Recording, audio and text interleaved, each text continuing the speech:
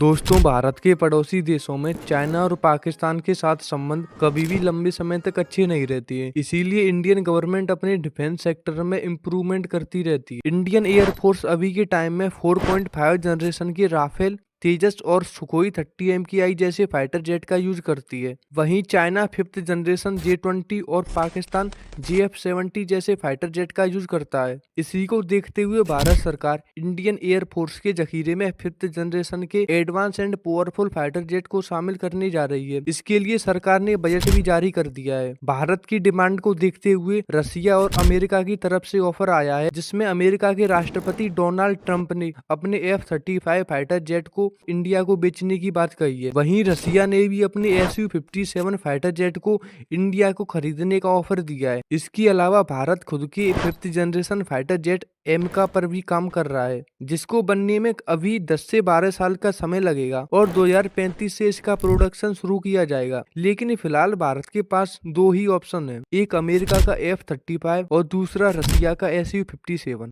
आइए अब इन दोनों फाइटर जेट में जितने भी डिफरेंस हैं और क्या क्या क्वालिटी हैं जिससे भारत की डिमांड पूरी हो जाएगी उनको समझते हैं। तो शुरुआत करते हैं अमेरिकन फाइटर जेट F-35 से, जिसे अमेरिकन हथियार निर्माता कंपनी लॉकहीड मार्टिन ने बनाया था। यह वो गेम चेंजर फाइटर जेट ही है जिसके ही बलबूते पर अमेरिकन एयरफोर्स इतना गरजती है। F-35 फाइटर जेट को अमेरिका अपने खास करीबी देशों को ही बेचता है, जैसे ऑस्ट्रेलिया, कनाडा, इजराइल और स्पेशली नाटो देशों को ही बेचता है। F-35 फाइटर जेट में सिंगल सीट होती है और ये सिंगल इंजन पर काम करता है। इसकी एडवांस स्टेल्थ टेक्नोलॉजी इसे बाकी फाइटर जेट से अलग बनाती है। अपनी इसी खूबी के कारण यह दुश्मन पर छिपकर हमला करने में माहिर है, जिससे कि यह दुश्मन की रडार में नहीं आ पाता। अब तक जितने भी फाइटर जेट हैं उन सब में स्टेल्थ टेक्नोलॉजी के मामले में F-35 ही एडवांस माना जाता है। F-35 फाइटर जेट के 3 वेरिएंट हैं, F-35A, दूसरा है F-35B और तीसरा है F-35C। F-35A जो कि नॉर्मल वर्जन है और इसको लैंड एंड टेक ऑफ करने के लिए प्रॉपर रनवे चाहिए होता है। दूसरे नंबर पर आता है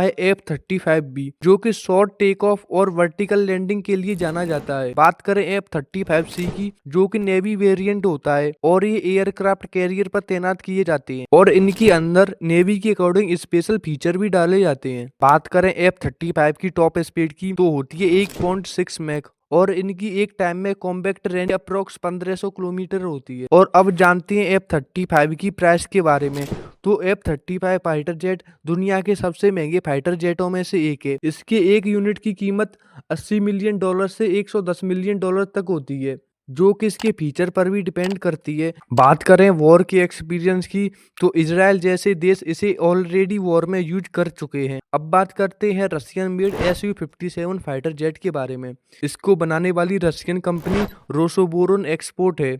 ये फाइटर जेट रसिया का सबसे एडवांस फाइटर जेट माना जाता है। यह एक डुअल इंजन फाइटर जेट है और इसकी लेंथ भी F-35 से ज्यादा है। इसकी टॉप स्पीड 2600 किलोमीटर मानी जाती है और ये भी F-35 से काफी ज्यादा है। Su-57 को टेक ऑफ एंड लैंडिंग के लिए F-35 से ज्यादा बड़ा रनवे चाहिए होता है। बात करें प्राइस के बारे में, तो इस जेट की प्राइस भी F-35 से बहुत कम है।